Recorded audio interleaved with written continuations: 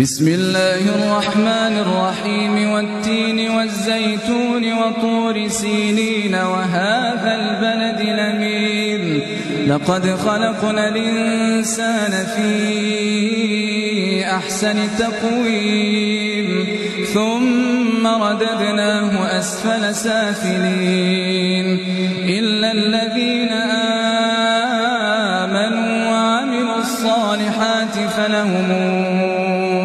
أجر غير ممنون فما يكذبك بعد بالدين أليس الله بأحكم الحاكمين